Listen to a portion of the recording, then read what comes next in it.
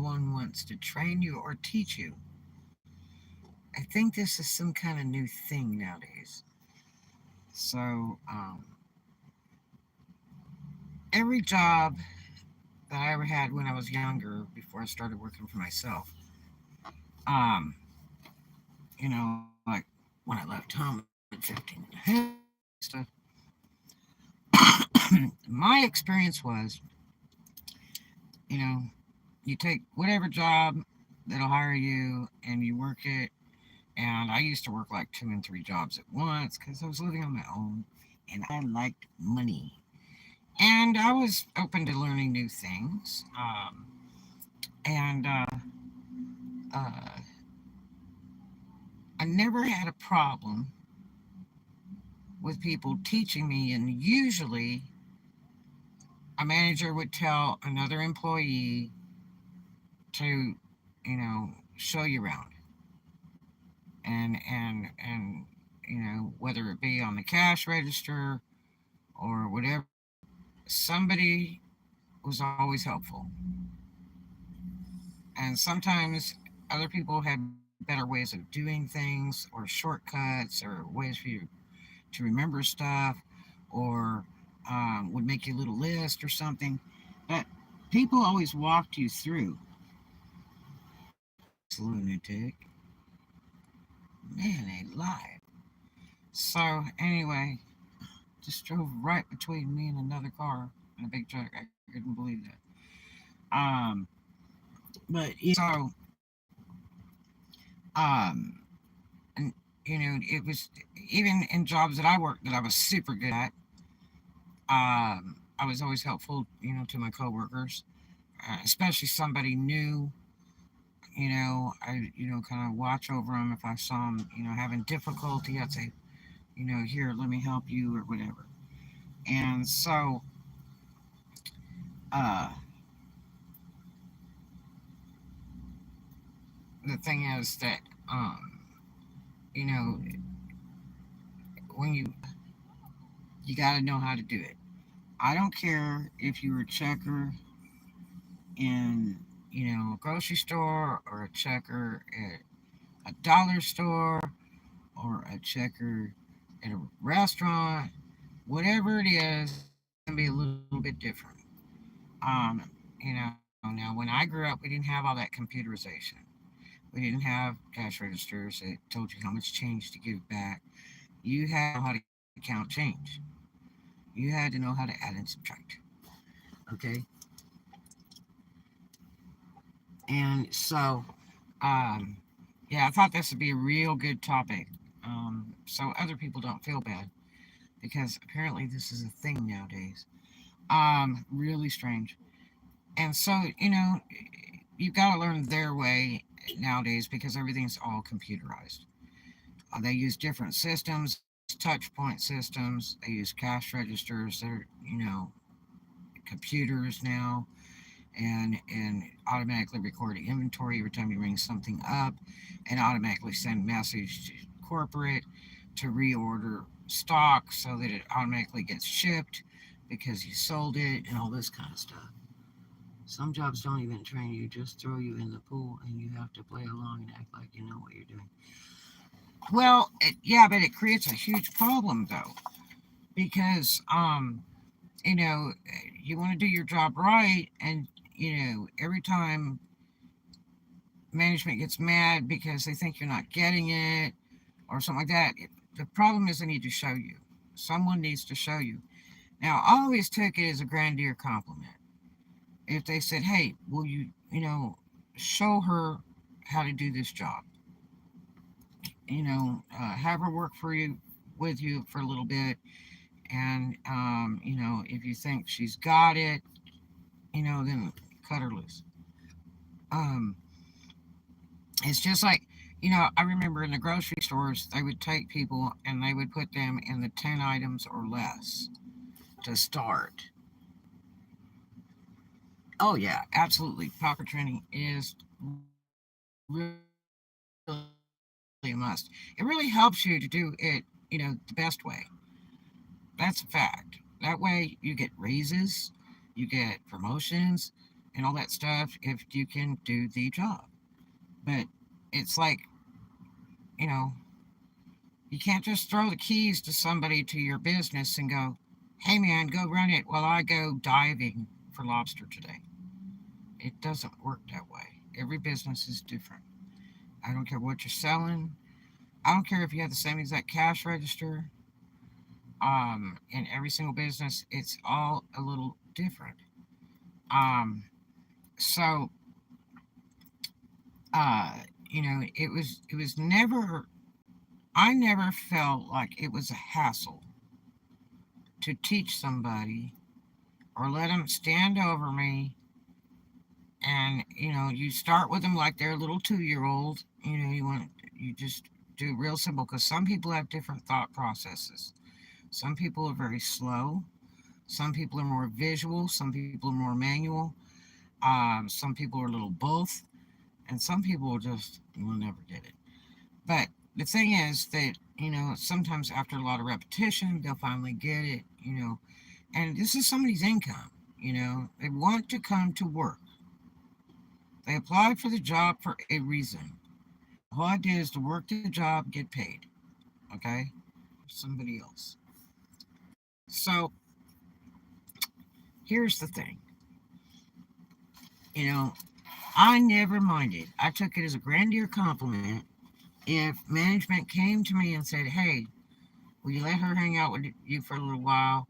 Show her, the steps and what we do, and I would write them a list even. I'd say, okay, this, and this, keep this with you, so you could reach in your pocket and read it or whatever. Whatever needed to be done, you know. Um,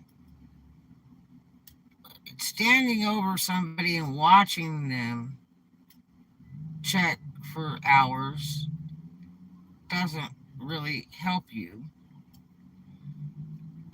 You really need to kind of touch the buttons yourself and hopefully develop a memory with it. And then once you catch it, it's like music to the soul. You can. It's just boom, boom, boom, boom, boom. You can just knock it right out. It's like nothing. So, but like I say, they used to take checkers and put them in, the 10 out of my last lane or something, and sometimes they'd put them in, other places that they really as a beginning checker because they're just not fast enough and they're confused and you can tell they're weak and they want to cry. Um, and that's not what you want. You don't want to scare somebody. And I don't care what age they are, if they're a young kid or they're elderly, you don't want to scare somebody. You want them to like the job. You want them to feel comfortable and like they accomplished something. So when they leave, they don't leave and go, "Man, I was a total failure." You know. Um, so like I say, it never bothered me to teach somebody, and I'm not talking about being a manager or anything, just being a coworker at the same level that they're starting. Then I also worked at Save on Drugstores doing wrapping Christmas packages, and I really liked that job. The ice cream job was a dirty, sticky job. You were always sticky.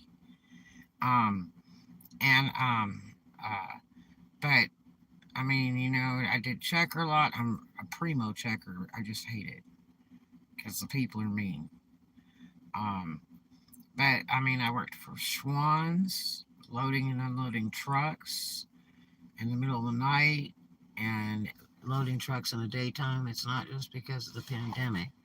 When I was a cashier in the early 2000s, they didn't teach me how to do snap, wick, or PLU clothes. It was annoying sometimes. Oh yeah, wick was the one that kind of finished me off with being a checker. And I'm the fastest. I am so good at being a checker. How is the showroom job going? Um, it, it it's it's okay, but it's not. It's really hard on me because they only give you one lunch break, and most time For several days, I didn't get any lunch break at all. Um, and they don't, by state law, Florida, you're supposed to get a lunch and two 15 or 20-minute breaks. And also, depending on how many hours you've got, they're supposed to give you like more or less, but they don't do any of that. Um, but yeah, so it's really bummer. It's too hard on me to stand on that concrete floor with the tile on it, for 8 hours. Honestly, it really is. It's like hell. I mean, by the time I get off work, I can't hardly walk. And after I go to sleep at night, when I get up in the morning, it's like I'm 100-year-old individual. I just really cannot walk. So, um, but like I say, it never bothered me, and it always, um, yeah, it's highly illegal in Florida.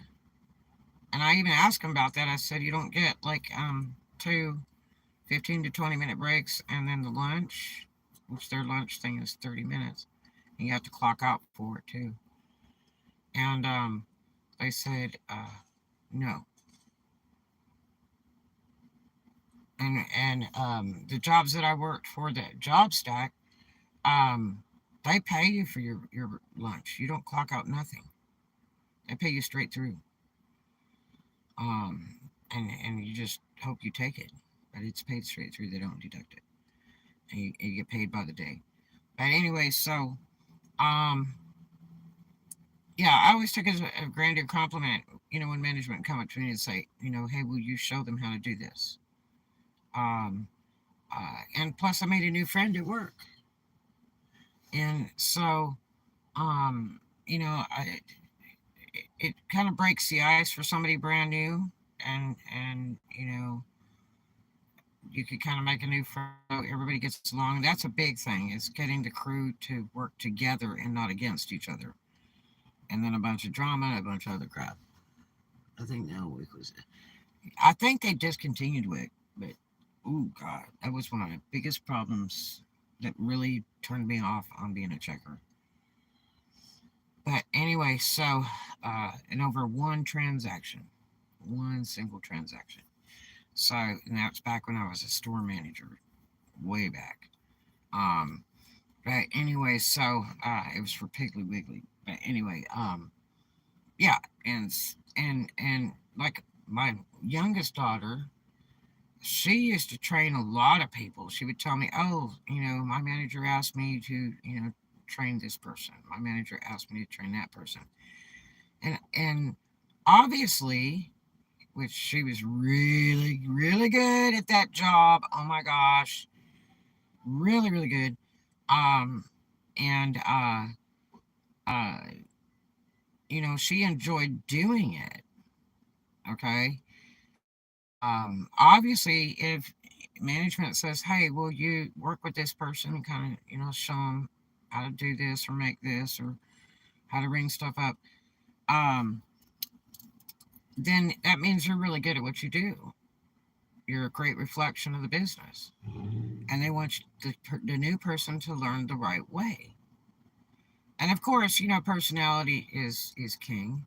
You might have just the ultimate personality that just everybody loves you, and it makes people comfortable to learn, and they learn quickly. And then there's those that don't have that personality, and they're very intimidating, and they're very mean, and they talk to you like you're stupid. And that's not how you teach people. You gotta kind of hold your breath like teaching a little 2-year-old, and work them through it until they kind of get it.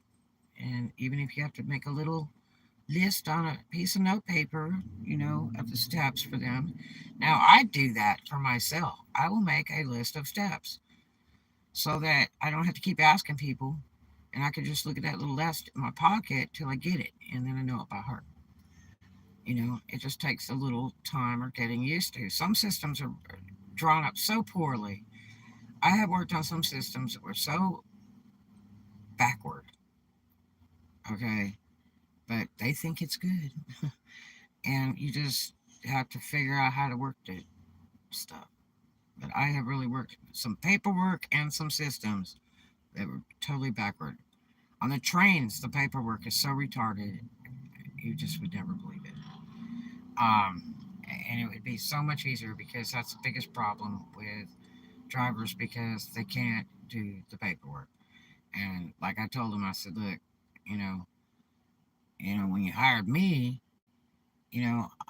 all you told me was it was just, driving a train. You didn't tell me anything about doing all this bookwork and bank deposits and all this other crap. That should be like extra. Because I had a real hard time with that paperwork when I first started for, like weeks. Because it's retarded. It makes no sense. Um, and it can be written up such a much easier way so people can understand it.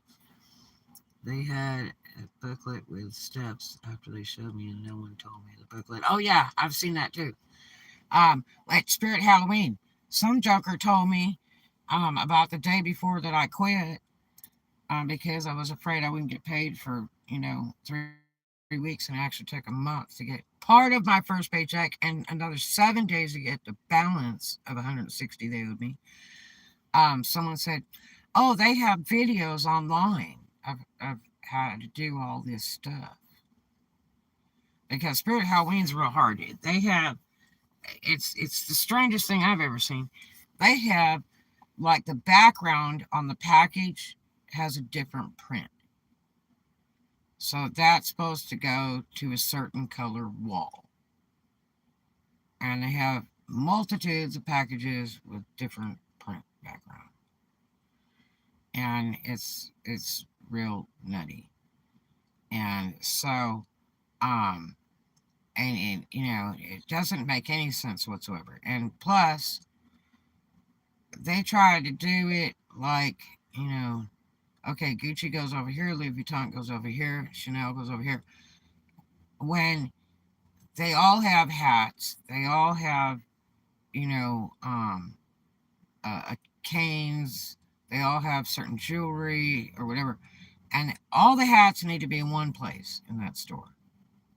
So you can take a customer over and show them, not just one, but like 3 different hats that they might want for their outfit. And that's how you kill the sale. You make that sale by giving them options. If you just show them one, they might go, well, maybe, maybe not. But if you show them 3 different options, they'll pick one. And that's what you want them to do. You want them to select. You want them to enjoy the journey of the sale. And that's how you get the most money. You don't want to be the bad car salesman. But uh, that store is so screwballed up. And do you know that Halloween stuff is one of the top selling items? Period. Halloween. They make millions of dollars on Halloween product sales. Anybody can. Okay? So that's why Spencer's ventured out and decided to do a short term, Halloween store every year, but it's so badly done. Um, it's not organized. It's a mess. It's just, it's a nightmare. And plus, they have a website and they sell that stuff on there too. But it's a total waste of money the way they do it. That store over there was a mess. So was Panama this year. I know somebody that did Panama and has the same complaints I do about payroll and everything else. But everything needs to be in one place.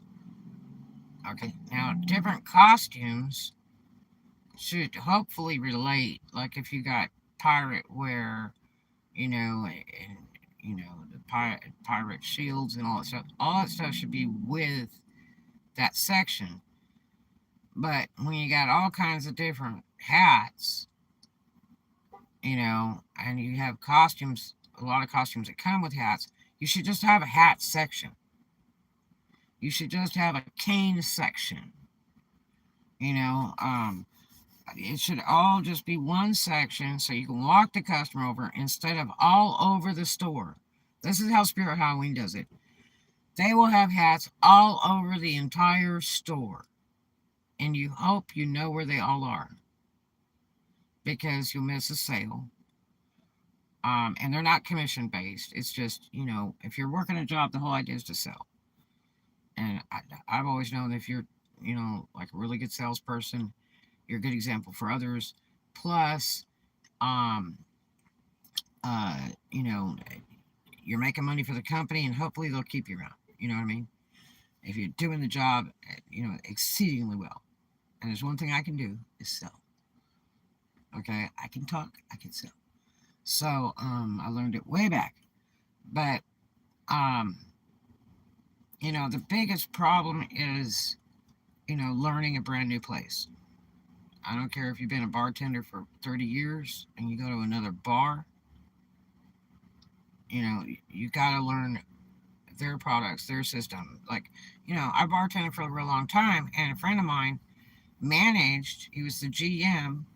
Um, his name was Bill Orist, and he was the GM of a Mexican restaurant. Was in Reseda.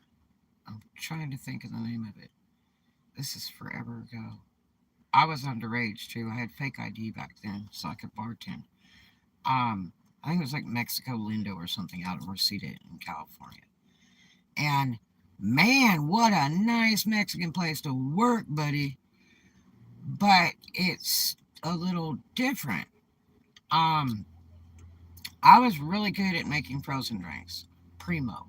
I can make really good pina coladas, really good margaritas, all that stuff. I mean, people would ask me to bartend at parties at their houses and stuff. Okay, because I knew how to make all that stuff really, really well. Um, and when I went to work over there at the Mexican place, they had everything was already pre-mixed, and you just shot it into the blender, and you blended it up. Boom, there's strawberry margarita. Boom, there's regular margarita. Just it was already done. Um, Really convenient. And I've worked others where you have to add the liquor to them. I've worked frozen machines where they seize all the time. They freeze when they're not being used, like every 30 minutes, and they seize up. And that's a big problem when you got 10 different women that want pina coladas and the machine is not working. And it will take you all of an hour to tear it all to pieces and figure it out or get somebody to come over and do it. Um, and you're losing sales on those drinks are all very expensive. And a lot of bars got out of doing all that stuff. I've been to bars where they don't even have a blender and they're like, we don't do any blender drinks. And that's the fun of bartending. That's to do that fancy stuff. Um, a shake and strain margarita, that's bull. Margarita needs to be blended just like you eat at a Mexican restaurant. But anyway, so I always took a lot of pride if I was requested to teach somebody brand new. Whether they had to hang out like the whole shift with me, or 15 minutes, or a few hours, I always gave them my best pointers. Like, okay, if you forget this, you'll know this. Or it's not going to work unless you insert the check into the machine, and all this kind of stuff. Um, and it really helps people. You make a new friend, all that stuff. So here's what I'm contemplating at the moment. Not paying bills yet. Here's the new thing. Now, when I worked the surf and turf fine dining restaurant recently, I worked with a girl that was about 18 or 19. She had real cocky attitude. She spent all her time playing on the telephone. And, you know, they were supposed to show me. And the problem was, they'd have like 4 or 5 hostesses at a time on a shift, which they didn't need at all. They really, for me, I would never even use hostesses in that restaurant. I would just let people seat themselves because they let the customer have whatever they want in there. And 99% of the time, the customer's like, I want a different table. So they really don't need it. It's a waste of money, waste of payroll, and hostesses get paid more money than servers do. So, And especially when it's really boring, that's too much money you're throwing out the window having all those people stand around when you're only going to have, like one table an hour because it's so slow. So, it was so hard to learn anything at that restaurant because nobody wanted to teach you except for the entire GM of the restaurant. He was a great guy. And the guy right below him was awesome. And they were always, pump you up, give you positivity. They were always nice. And but the career was just horrible. It's like they just resent anybody that started. There was a girl that worked there for 2 months. Really sweet Oriental girl. I think she was like half Thai and half Filipino or something like that. And I adored working with her. She was a doll. And she was like, I'm not really good at training people because I don't even know much of what to do. And I should have known right there that was a first cue. Because the reason she didn't know is because they didn't help her either. Um, and she was just the most likable girl. Oh my gosh. Just the greatest to work with. Really sweet, really precious, little tiny little girl. And she was like still in high school and was working over there. And really nice. And so uh one one of the shifts I had worked right before I left, this one girl who was uh, underage, a different girl with a cocky attitude, had she was flirting with one of the busboys all the time. And this busboy would hang around the hostess station in the way for hours and hours instead of going and doing their job. Just hours and hours, and it was like the pickup thing. And it was so aggravating because I couldn't get in there to work. And customers come in and you want to seat them immediately. I mean, it's all about the money. So, uh, I don't know what the guy said, whatever, new person or whatever it is, you know, and all of a sudden I hear her say out loud, I don't train people to him. That's not my job. And I was like, surely she's not referring to me. And that's the way it was there. I mean, these people really didn't care. And even if they were trying to train you, they would shut you off. They would just do stuff their own way, and you were blind to the whole thing. And I got to do a vlog about that. It was bad news. Um, uh, but this job that I've got now, I run across the same thing with a coworker that I quite liked. Um, and management said, "Hey, today, you know, as soon as you get some time and stuff, show Red how to run the register." You know, and the employee says, "Okay." So, hours are going by, hours are going by. I'm standing over the register trying to kind of look, and so finally after, you know, uh like 5 hours, I said, "Okay, so um how do you, check somebody out?" Uh and my coworker says, "Oh, it's not hard. You just ring it up and total it and take their money and give them a receipt." Oh, and I'm like standing there watching all the transaction, trying to figure out what the buttons they're pushing and all that. And I can't see over there enough to know. And they weren't like telling me anything. And so after a while, we were talking and that, and when it got dead, and this person says, I mean, no offense, but you know, uh, I mean, I may be a key holder, but that's not part of my job description. They need to pay me extra to train people.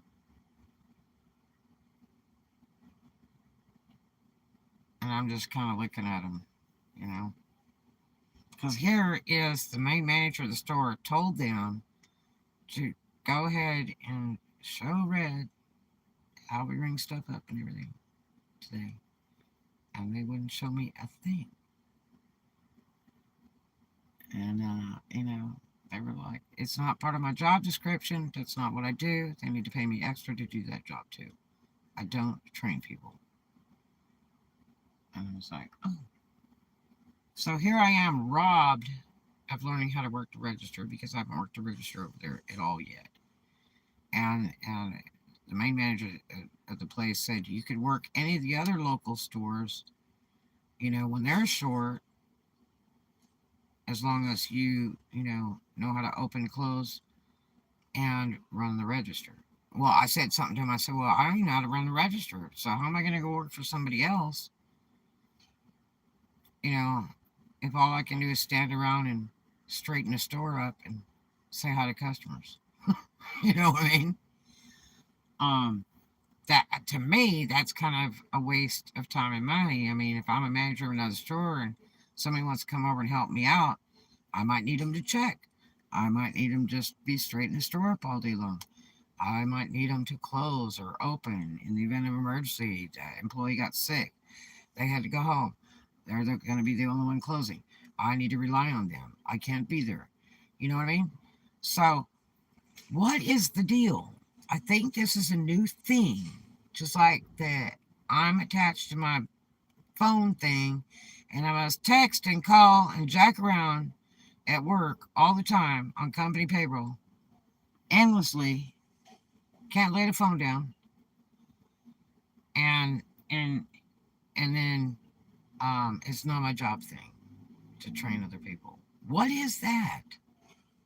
What is that?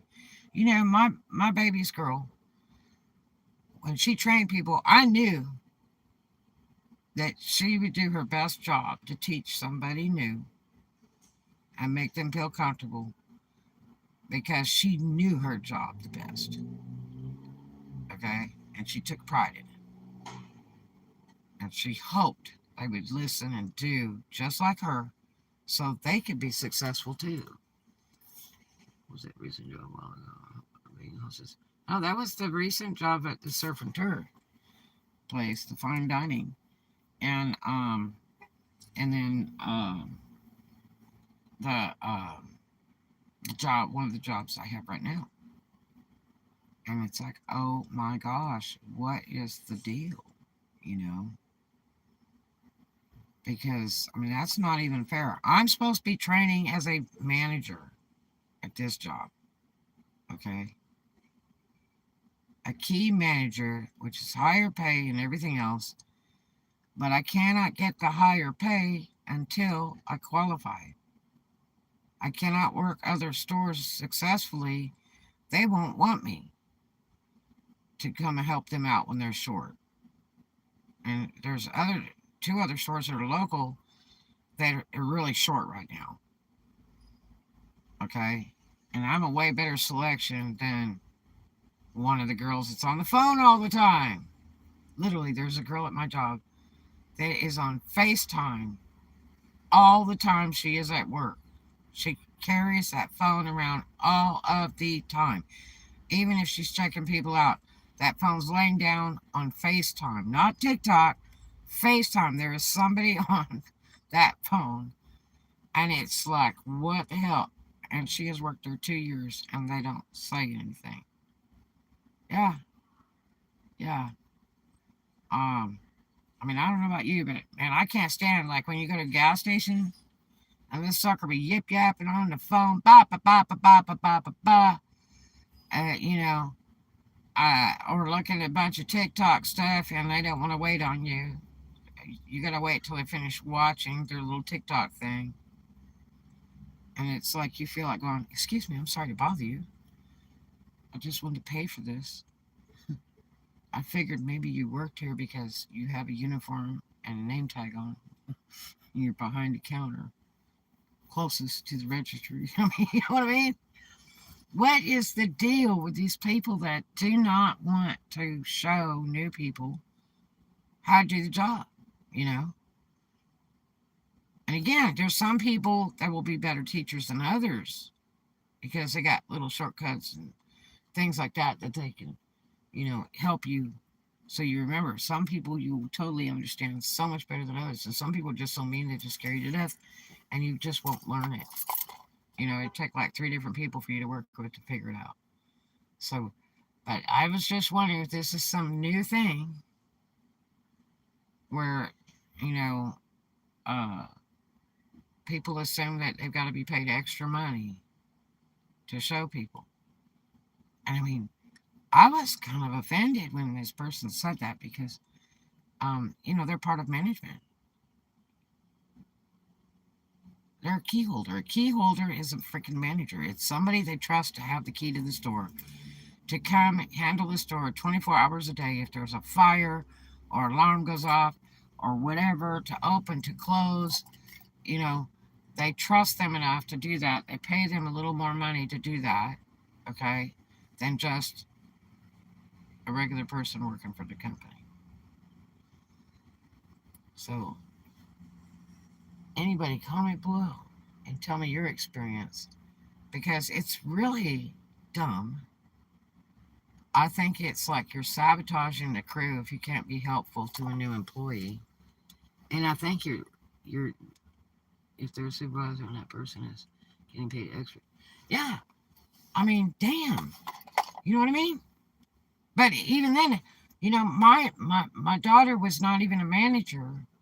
And she has trained so many people from the Filipino J1s. They would come over, all kinds of new people. She was, they always sent everybody to her. Okay? And I was so proud. I'm like, because once she gets it, she's got it. Okay?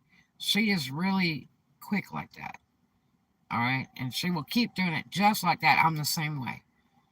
I'll tell somebody, the worst part about me is when you tell me to do something a certain way, I'm just going to keep doing it like that. I don't care what anybody else says, unless you tell me that it's a change and you want it done a little differently or something like that. I'm just going to keep doing it just the way you told me. So that's my biggest problem, as I will do it exactly the way you told me and nothing different. So, yeah.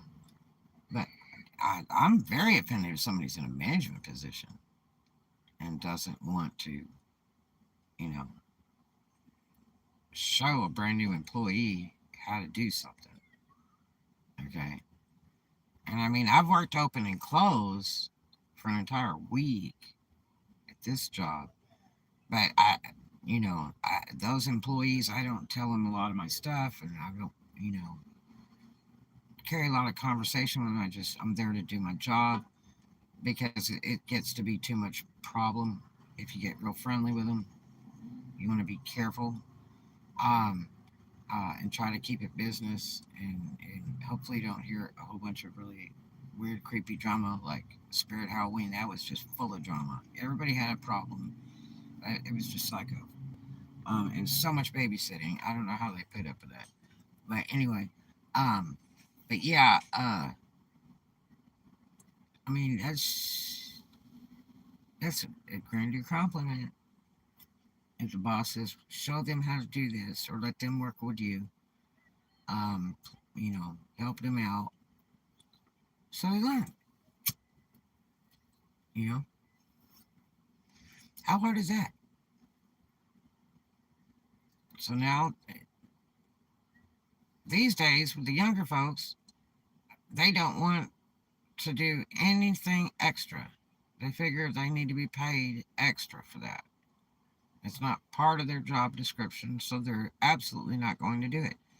But here's this coworker of mine that when management, the main manager of the store, tells them, "Hey, will you, show Red how to, uh, check people out, run the cash register."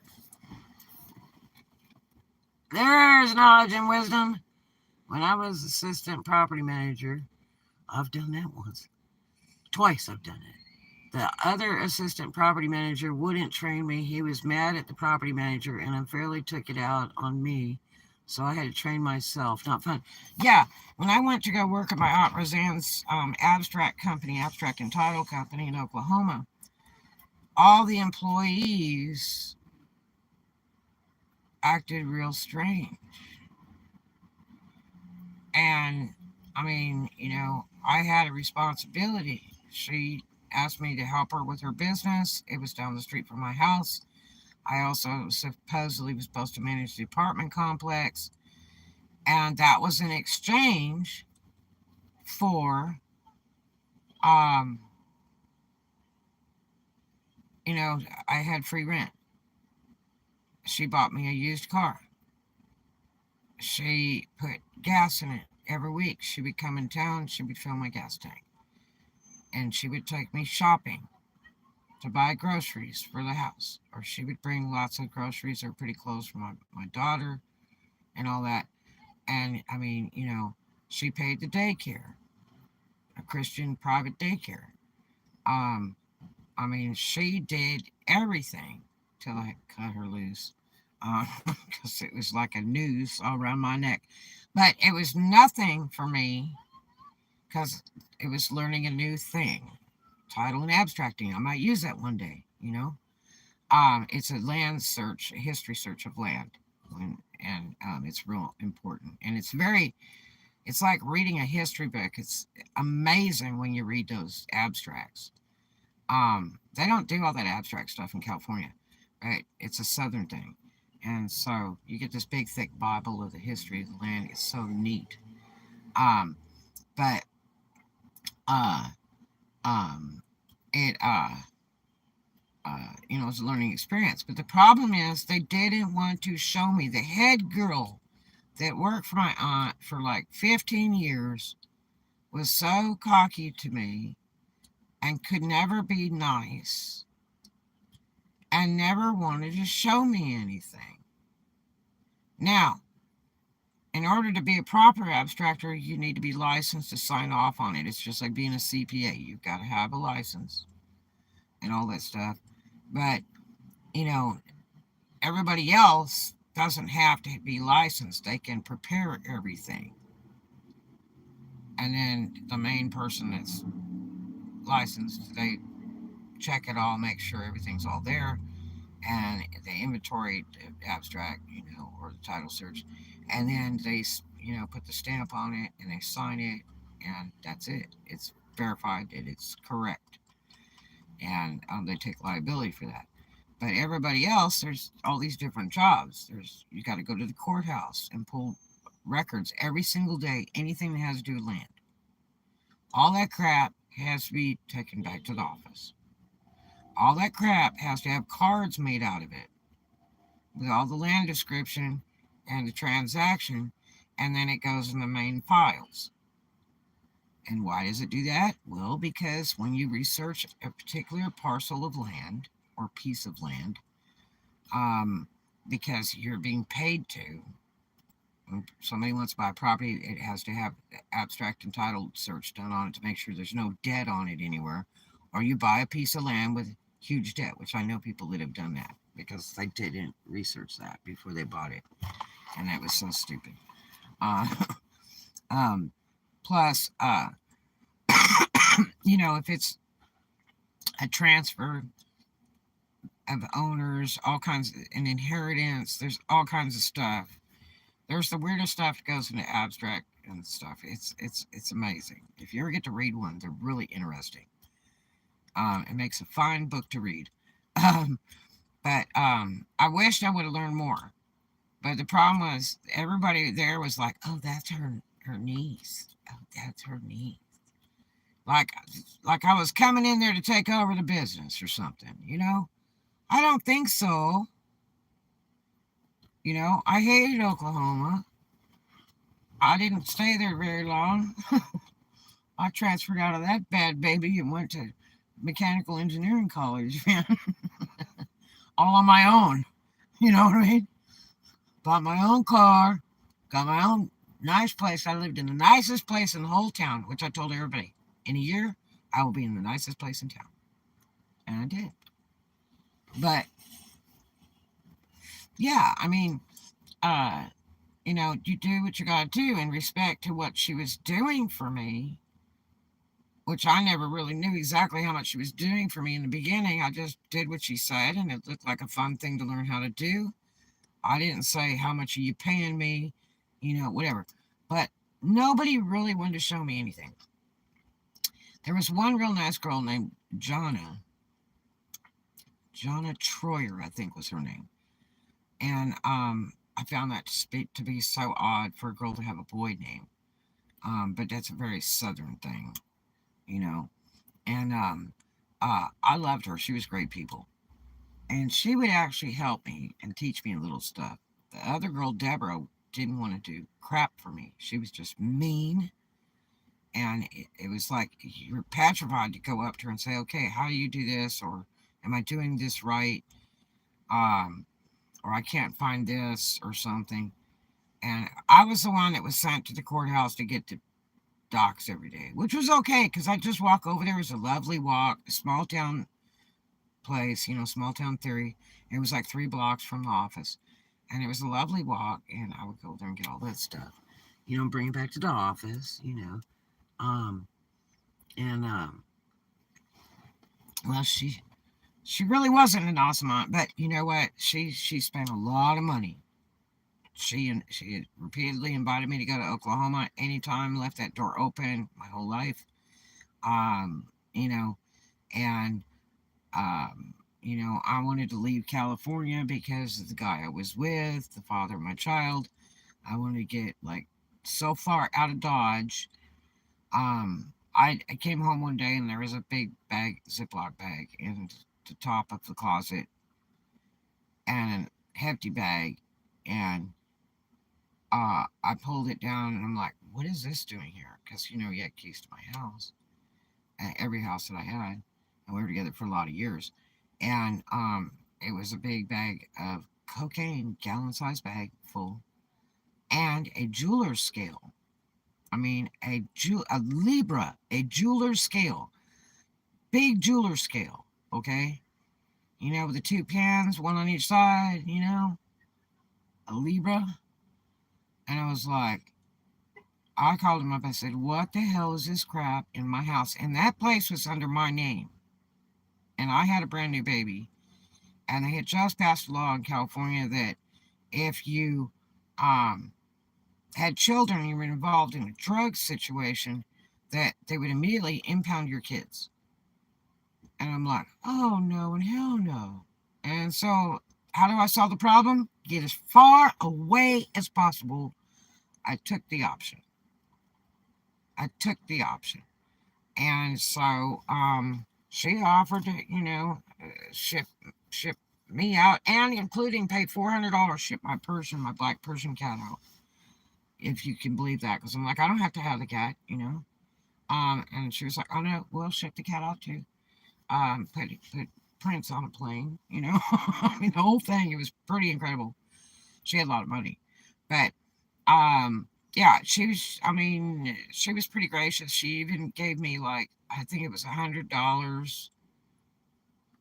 She said, here's some walking around money. She gave me $100 bill or something. And I was like, okay, thank you. So, she was very gracious, but, she was like a boa constrictor. I was in my 20s, and, you know, uh, uh, I wasn't in for people telling me too much what to do because I'd left home at 15 and a half. So I very well knew how the world worked. I worked lots of jobs, um, and had cars before I came there. And, you know, it was like, man, she would get drunk and call me like 7 o'clock at night and go, where were you at? I was like, what? You know? Yeah, really strange. And life was a party for me with my little baby. I would take her, to Walmart. We might be there 2 hours just walking around the store in a stroller, you know. just looking at stuff, just having a blast. I mean, I was a little podunk town. There wasn't a whole lot to do. Okay. Um, you know, so, uh, I mean, it was a wonderful opportunity to exit and exit safely. Um, he used to always say stuff like, I will be watching you from the darkness. You might be surprised. I will show up or whatever. And it was kind of creepy. Um, but and I mean, he's been gone, you know, probably 5 or 10 years now. But um, it just was the way I saw the problem. Get as far away as possible. Um, but back to the job thing. Nobody wants to show you because what? They're jealous because they think that if my aunt Roseanne dies, that I will inherit the business and I will then become their boss, or she's shipping her niece out from California because she's going to take everybody's job and she's going to run the place. You know, I don't think so. Um, I would have liked to have really learned the business so much more. Um, I only got a piece of it. Like I say, all I did was I was the one they sent to the courthouse because they didn't feel like going. They got more time to sit and play on the telephone, or visit with each other or go get donuts or something. If they sent me at opening, at 7:38 in the morning, whatever it was, um, down to the courthouse, so I would be busy over there for like an hour going to talk to the clerk and have them go through all the documents and then Xerox it all. They didn't have it in computer then. That was not a thing. It was all hand done files, hand documents from the court, you know, and hand signed, handwritten documents. And they're filed and stamped and put in the courthouse books. And they're big, giant books. Are like big Bibles. They're huge. And you know, uh, they have to go and pull each one and Xerox it and then count all that crap. And I mean, you're walking back to the office with anywhere from 60 documents to 300 every single day. Okay. And then, you bring that in and then you got to sit down with some, 3x5 cards and start writing the important info off each document for whatever transition was made pertaining to a parcel of property, which, they had the survey marks of the property. Most properties didn't have, they had a land description, they didn't have an address. Okay.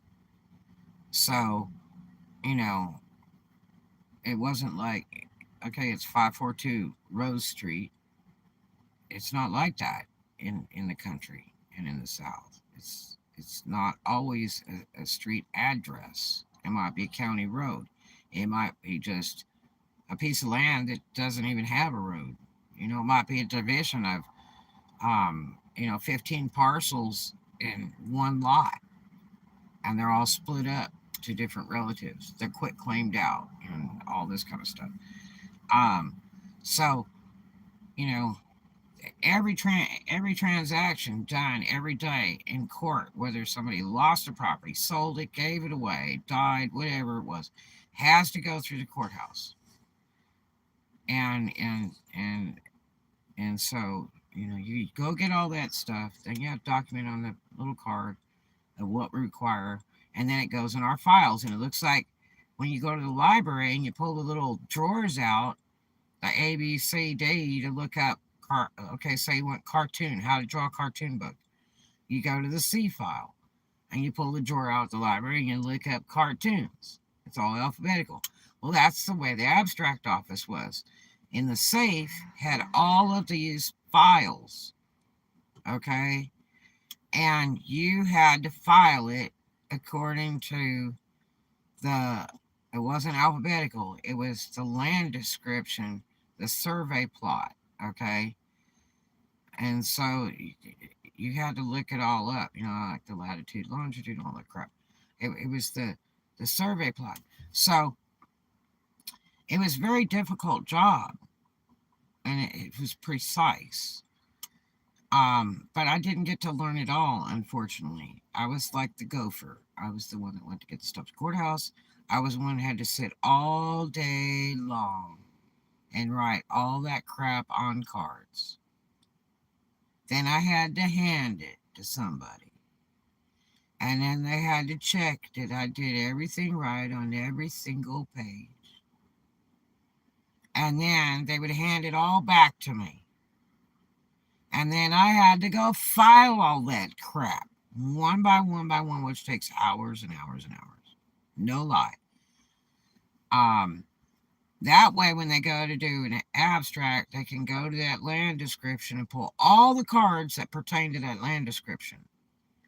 They can pull any piece of an abstract if we retain it because we had updated previously or whatever. That helps a lot. Sometimes we didn't even have access to that, or they bring their own title abstract in and say, will you update this? And so that's what you do with the cards. The cards have to be, typed up documents and put in there page by page like a Bible. And then the whole thing is screwed all together with a hardcover and then presented back to the customer, and they pay in the hundreds to have one updated, or one made. It's a lot of money in it. But I wished I would learn more. But I was working with everybody's a bozo but one girl there, and it was like, I couldn't make them understand that, that just wasn't my thing. You know, that I wasn't going to live in Oklahoma forever. Um, you know, they just thought I was there to take it all over. I guess I was a threat. I don't know. And it was unfortunate. It's like I say, I would have very much loved to learn that entirely. I only know a little bit, which gives me a step in because I could go work for an abstract and title company today and say, I did a little bit a million years ago, and will you give me a job? It's just a shame I didn't get to the point where I was really good or got certified to do it, and then I would have that in my background, because all that stuff adds up. If you can do a variety of things in life, you will always have work. So that's why I can apply for all kinds of different jobs because I've worked everything except really not. I think I worked like one fast food place ever in my life, and it was a decent fast food place. It was a um uh hamburger joint, but it was top of the line, Thomas Number Five, and been famous for years in California. And it was a little shack, and you hand cooked them right there. And I was uh 12 and a half years old working it. I used to go after I got off school. Before I went home, and I've had the money, I'd buy a burger there. But there was a guy that worked there, and he wanted to take off for a little bit. I don't know if he owned it or he just worked there. And he would let me come in, and he would show me how to cook and stuff. And then he'd say, I'll be right back or whatever. And I would wait on the place, ring up food, make hamburgers for an hour or two. And then anytime I went around there, he told me I can have food for free anytime I come around. So if I came up there with a school buddy and said, let's go get a couple Thomas burgers and a Coke or a shake, I could have anything I wanted free at any time. And that worked for me, you know?